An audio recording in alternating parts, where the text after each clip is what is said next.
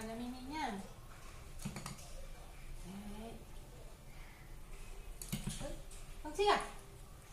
Cho lên. Chú. Lại nhé. Không thích à?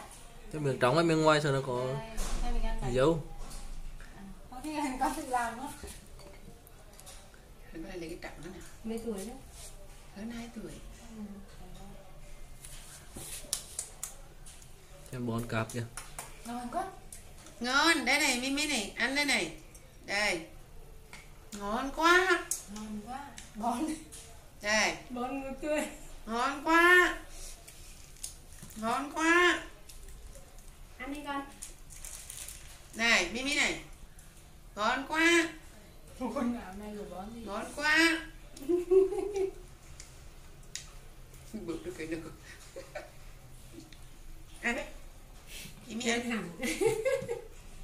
rất ngon. Bón. Ngon lắm. Ui dạ. Đây. Tao con cho Mimi ăn. Trời ơi. Đây. Đúng rồi.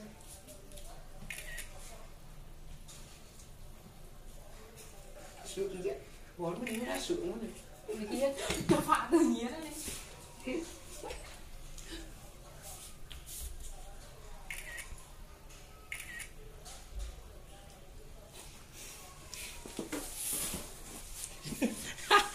Bôi được mắt đi. Bôi được mắt đi. Này. Bón này. Bón. Bay bay hề.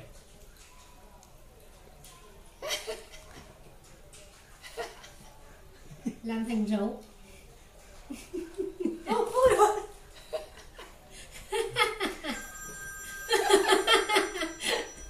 Mẹ.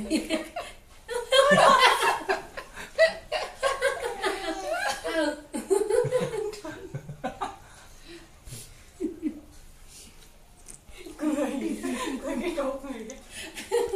Ê. Nhớ tay đi.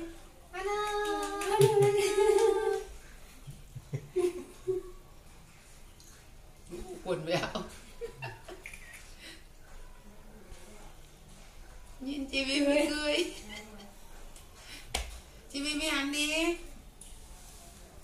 Đấy. Mimi cứ nhìn. Tại giờ trở nếm đâu nửa nếm đâu. Mimi có cái giọng của em kia. Mimi có cái giọng của em. Mimi cũng có một mắt. Đây Bon một mắt, chị Mimi Ừ. một mắt nhờ. Giọng của em kia. Trơn quá, không được. Cầm hai tay. Mimi có cái giọng của em đấy.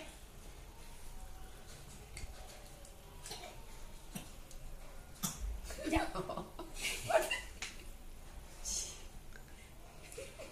Ui chà. Mình đi sức bọc người con đã sự không nó không Em.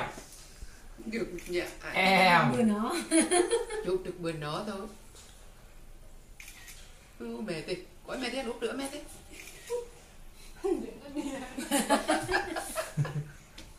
Chị Mimi thì cứ để nguyên này chứ. Em thì mà chưa đạt gốc.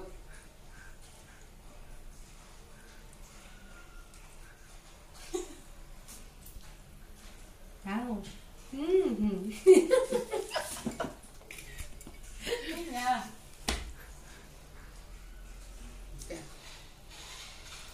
Thằng Ním ơi nha, bộ đất bố thì có mà giỏi. Rồi đó. Bố nó thích làm. Tê cơ mà. Cái bớt ơi. Chào.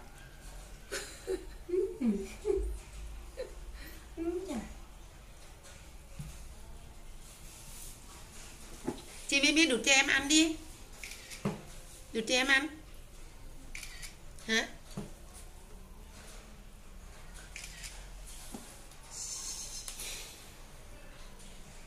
Chào.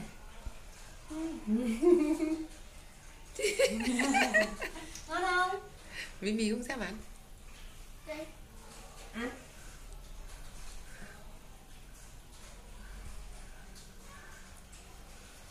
À, Mimi có này mùi có cái giọng của em. Đây này. Mimi cái này giọng của em. Đi được đây này. Đó. Đấy, cho Mimi cái ấy.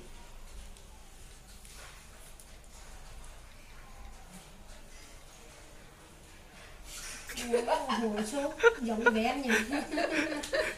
Đúng đó. Vật bỏ mồm. Đúng. Đúng em ăn yêu à. Vật bỏ mồm. Xúc lên, xúc lên. Xúc tới trại này. Cái gì mới nắm. À, Rồi chứ. tiếp tục. Mimi ăn đi, Mimi ăn đi.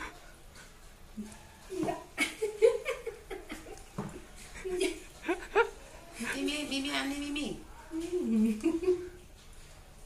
Bẩn quanh chi đấy. Con bẩn luôn đi cho bẩn luôn. Không biết đâu người sụp bỏ mồm. Trái. Rồi. Lên. Lên. Rồi, lên. Lên ăn. Bỏ miệng. Đúng rồi. Việt Nam bỏ miệng ăn. Bắt trong Việt Nam chụp ăn.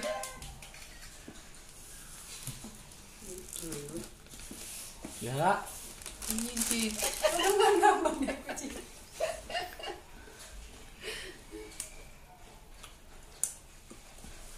Chị ăn đi. Đây cái nào? Đúng rồi. Chị Mimi ăn đi. Gì?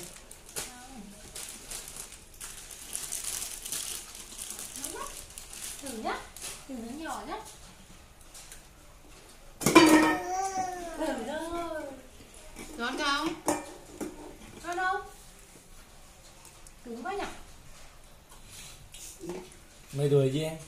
Hơn 2 tuổi. 2 tuổi mấy tháng. Được không? Mình ăn được không? Ăn được không? Lúc đâu vào cỏ mà ăn đấy. Đấy. Cho con một cái này.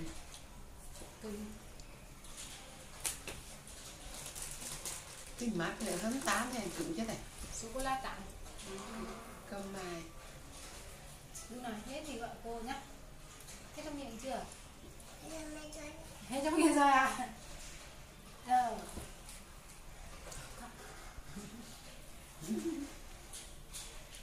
Mimi ngoan thật. Bon ngoan nè. Món như rẻ đâu đỏ. Khi nào mà cay nạt cái điều Về đó. nhà là chó đục cát ngừa thôi nó ngồi đó thế này.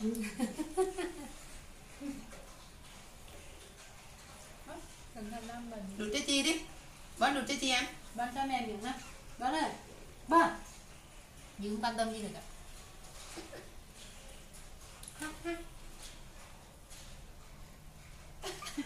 Bón đút cho chị, đút cho chị.